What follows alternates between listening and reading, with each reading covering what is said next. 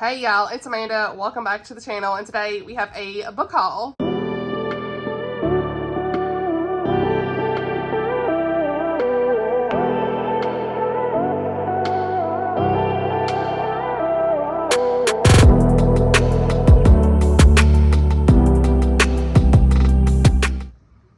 Alright y'all, we may have some interruptions, my kids running around, but you know what, that's real life. I haven't been able to film, and we're just going to go with it the best way we can, okay?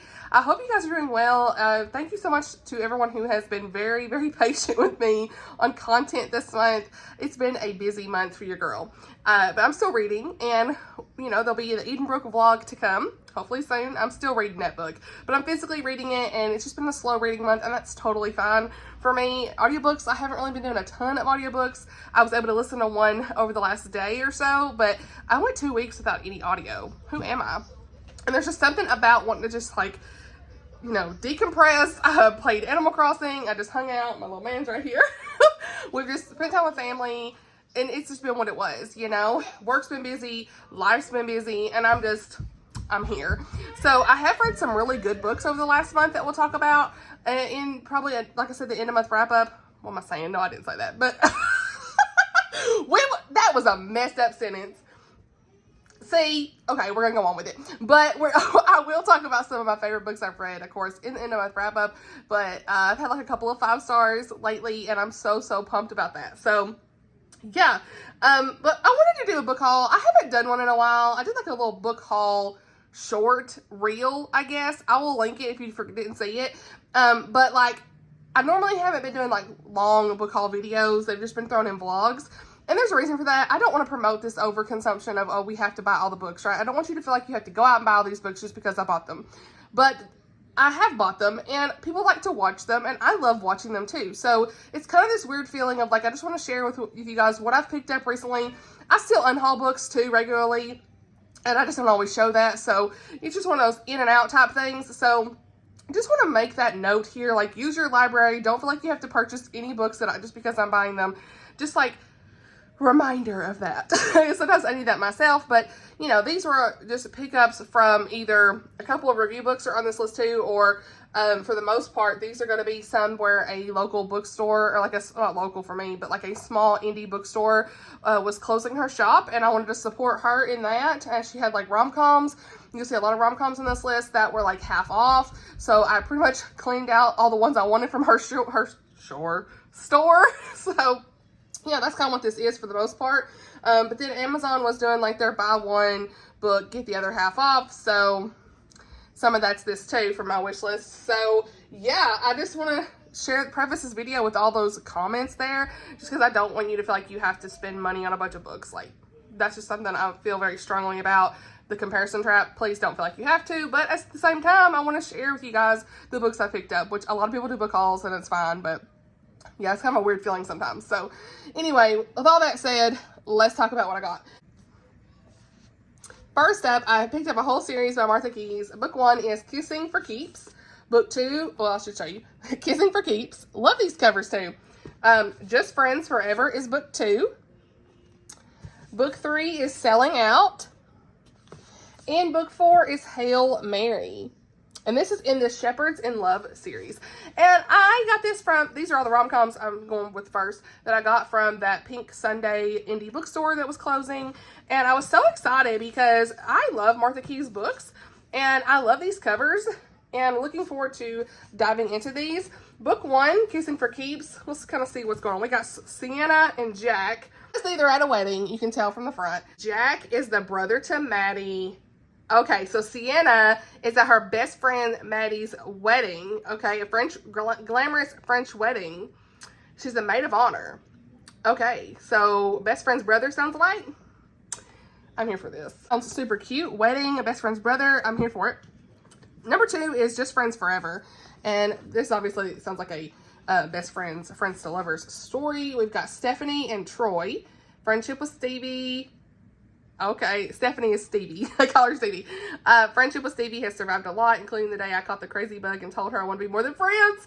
Thankfully, that's far behind us. I'm here for Stevie as a friend, and she's got a soft place to land away from the gossip-hungry tabloids. So I guess she's an A-list actor. Okay, that's what that is. He has seriously underestimated the power of the paparazzi and his feelings. Bring it on, honey. I'm here for it. I'm here for all these. Then we have got Selling Out. Obviously, this is like country music something, okay? Somebody, or I'm assuming it's country music. Okay, somebody on tour. Okay, we've got crowds across Europe facing the music when you start to fall for the guy in the spotlight. Uh-oh. Austin and Mia. So he has been doing his tour in the music industry across Europe and singing his own songs instead of the stuff the label gave him. Compromise, all that stuff. Mia is one of the backup vocalists. Oh, okay. I see. Backup vocalists. So they kind of working together. He don't have time for a real relationship. Austin is the exact kind of music man that she rolls her eyes at. But since her own following on social media is stagnant enough that it's bound to attract mosquitoes soon, I figured this might be the opportunity to get paid to sing and to see Europe. Life on tour with Austin gives me front row seat to everything I wish I could have as a musician. It also puts me constantly and perilously close to the man I've pegged as a womanizer and a sellout. So close, in fact, that I'm starting to worry the next sellout will be my heart. Synopsis. So they're on tour. It's music. It's all the things. I'm here. All right. Then we've got Hail Mary. Obviously, this is a football romance. Okay.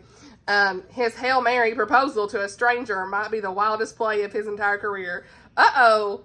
Luca and Tori. One enormous detail stands between me and the dream of being drafted to the NFL. A valid visa. One of those stories. How many of them we got? There's so many of those marriage to convenience type stories. So student visa is expiring and a past unfortunate run-in with the law disqualifying him from the one he needs. I've run out of options. Then fate throws me a wild card, saving a stranger from a speeding truck. Okay. One of those fun, just like palate cleanse rom-coms. It's all the things. Okay. Tori, so when someone saves your life, a thank you card doesn't quite cut it. So when I find out Luca's only path to the NFL is finding a wife, how can I not offer? It's only a formality anyway. Uh-oh. Okay. That's gonna be wild. Okay, so I got that one. Got that whole series. Now we've got some Casey Stockton. I got a whole series of hers as well. Book 1 in the Arcadia Creek romance is Love on Deck. Okay. Book 2 is Falling in Line. And book 3 is Recipe for Rivals. Okay, so fun.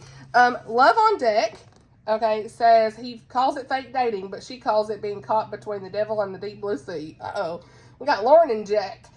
They've already tried to be amicable once on a blind date that ended in a complete disaster. Now, years later, they have to put up with each other for the sake of her sister and his best friend, who are eloping on a cruise to the Bahamas. But that's not the worst of it. No, Lauren's in even deeper water when she finds herself agreeing to play Jack's fake girlfriend for the duration of the cruise. And that's all we need to know. So, we got a cruise, fake dating. Let's go. All right. The book 2 is Falling in Line. Okay, it's giving, what is this, like Fixer Upper or something? It's giving, I don't even know. Tucker's heart, what's it saying? So this one says, break my heart once, shame on you. Break my heart twice? Nope, not gonna let that happen. Tucker's heart was broken, stomped on, chewed on, what am I saying? Amanda! Stomped on, chewed up, and spit back out. But that was 5 years ago. He had time and space to come to terms with being left behind to heal his heart. It helped that June has stayed away from Arcadia Creek. Except now, she back. Uh-oh. Second chance. Then we've got Recipe for Rivals. Now, you know it's enemies to lovers. Okay, rivals to lovers. She thought she could steer clear of romance in a town full of cowboys, but then she met the fireman. After signing divorce papers and leaving her New York life behind, Nova needs a refuge. She finds it in small town Texas with her Aunt Gigi, along with the opportunity to earn her keep. Keep talking. Working in Gigi's diner. Since she's going to Arcadia Creek, Nova expects the cowboys, but she doesn't expect the extremely attractive firefighter who, living up to his fiery title, seems to butt heads with her at every turn. And again, that's all we need to know. So, got that series. And then I got some of these fairy tale retellings by Marie Soleil. I don't know. Soleil. I don't know. They're probably not saying it right. Soleil. Soleil. I'm going with Soleil. So, first is Cinder Luna, and the second is Isabelle and the Beast. Obviously, Isabelle and the Beast looks like a Beauty and the Beast retelling. So, it says it was supposed to be a quick meeting. I've been trying to break into acting for years now, and now I'm finally up for the lead role in a rom-com movie. It's a huge step from barista number 3, especially considering who's supposed to play my love interest, Adam Stone. So he's like a Hollywood hothead and disappeared from the public eye 8 months ago after he punched a fellow actor on the red carpet. But I'm willing to endure some personality issues for the sake of my big break. When he asked me to come meet him at his family estate to make sure we can work together, I figured it'll be just a couple of hours. Maybe dinner. But then it starts snowing in May in Southern California. And now I'm stranded with Adam, who knows how long. He's rude, gruff, and I know he's keeping some crazy secrets. Oh my goodness. Suspension of reality has been made. Has happened. Okay. We got all the suspension of reality right there. Sounds cute though.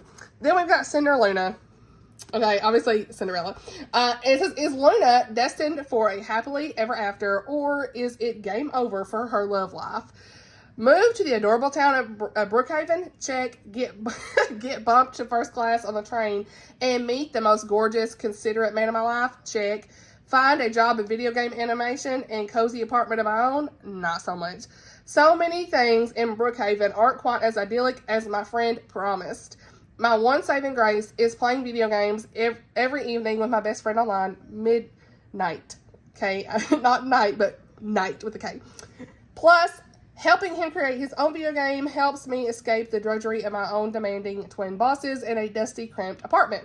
It's not long before our relationship turns friendly to a lot more personal. Things get complicated when I run into the man from the train again. He couldn't forget about me either, and he's been searching for me. I can't deny the intense physical attraction we have, but I feel my heart is being pulled in 2 directions. But there are things that both guys don't know about me.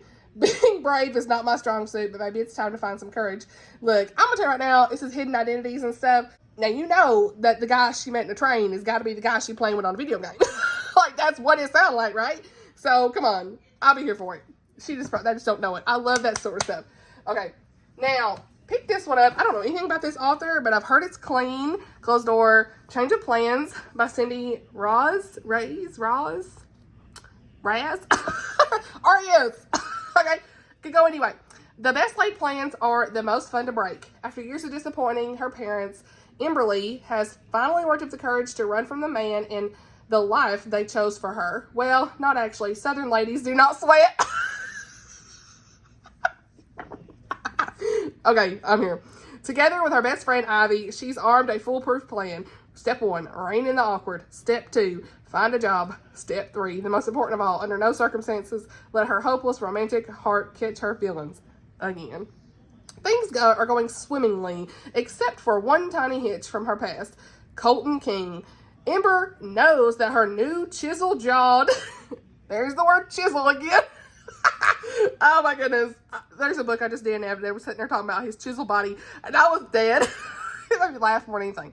But anyway, his chiseled jaw employer is her new chiseled jaw employer is potentially leaving town and definitely off limits, so it doesn't matter that her insides flutter when he's around.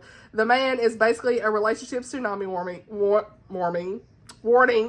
But it turns out there's more to Colton than his sexy surface, and he's determined to get Ember to see it, even if it means teaching her that it's okay to change her plans. Change the plans. I'm dead. That synopsis took me out. Okay, moving on. I think I forgot to say y'all about this too. I picked up this book called What Not to Do on Vacation. We're moving on, I guess. That may be all the rom-coms. I don't know. I think it is. But What Not to Do on Vacation by Rachel MaGee. This looks like the perfect beach read, does it not? It's a pre-order. I've never read anything by this author. She has another book called It's All Relative that I recently bought too. Who knows where it's at. But this says 3 sisters, 2 summer romances, and one big secret collide in a modern makeover of Shakespeare's The Taming of the Shrew. So I'm not going to read the synopsis on this one, but I just want to kind of honorable mention of, hey, forgot I got this. I will try to link all these down below if I have enough characters, but sounds like it's a super cute summer read, bucket list stuff. Childhood beach stuff, like talking about childhood beach summers.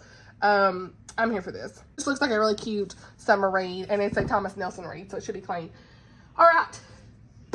speaking of Thomas Nelson, picked up Courtney Walsh's Everything's Coming Up Rosie. This is her new release that just recently came out on June 10th. And I already read this, reviewed it in one of my previous wrap-ups. I will link that and my review for this down below. I listened to the audiobook and I loved it. It's like her love letter to theater, and her author's note was really great. And one of my favorite books of Courtney's that I've read. It gave it like a 4-star. It's really good. So yeah, this is about this girl who ends up working at like a retirement community, and she really finds out like the meaning of where she's at. Like, she really finds a lot of fulfillment in where she's at, and it takes her a little bit to get there, but yeah, I really enjoyed it. So I had to have the physical copy. I'm so glad that I pre-ordered this to add it to the shelves, to keep reminding you guys to read this one, because it was really cute.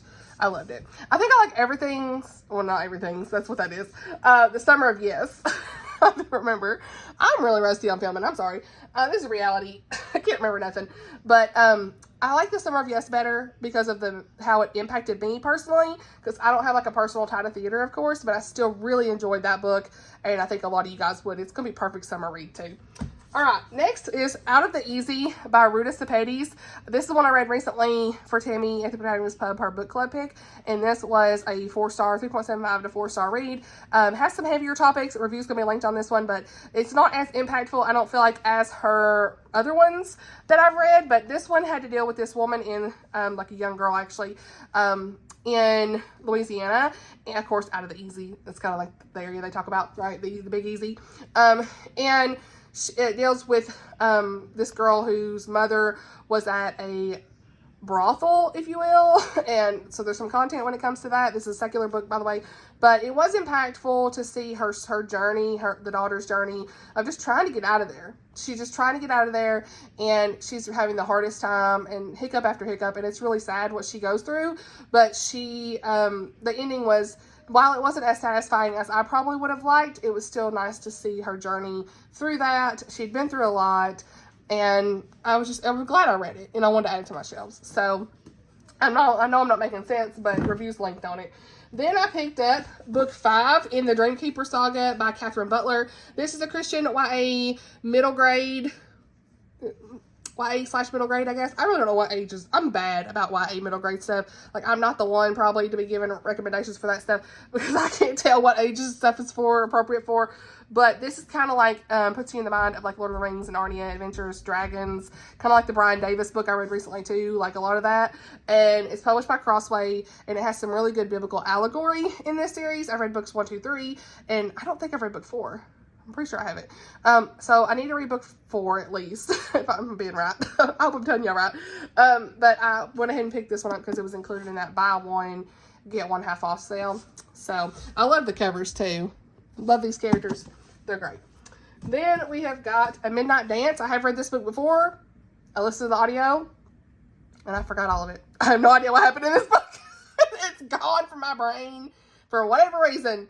I don't know why. It's been a while, so I need to reread this.